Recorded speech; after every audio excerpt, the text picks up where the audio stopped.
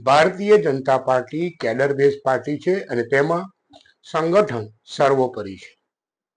ગુજરાત પ્રદેશ ભાજપાના સંગઠનની વાત કરીએ તો એક પ્રમુખ ઉપરાંત 4 મહામંત્રી અને એક સંગઠન મહામંત્રીની નિમણૂક થાય છે.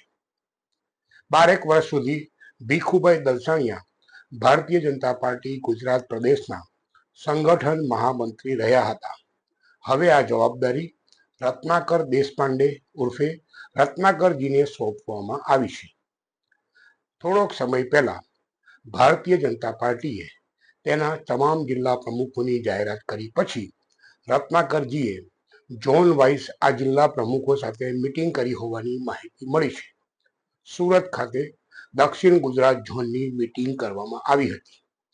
પ્રાપ્ત સૂત્રીય માહિતી અનુસાર રત્નાકરજીએ તમામ જિલ્લા પ્રમુખો સાથે વિશદ ચર્ચા કરી છે અને એમાંથી એવી એક છણાવટ બહાર આવી છે કે ભારતીય જનતા પાર્ટી તેના નવા નિમાનાર સંગઠનમાં નો રિપીટ થિયરી અજમાવશે.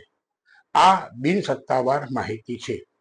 આ સાથે એવી પણ માહિતી મળી છે કે જે સમાજના લોકોએ માત્ર જ્ઞાતિવાદી ધોરણોએ જ ભારતીય જનતા પાર્ટીને ચલાવવાનો પ્રયત્ન કર્યો છે તેવા સમાજને પણ કોરાણે મૂકવામાં આવશે અથવા તો તેમને કટ ટુ સાઇઝ કરવામાં આવશે.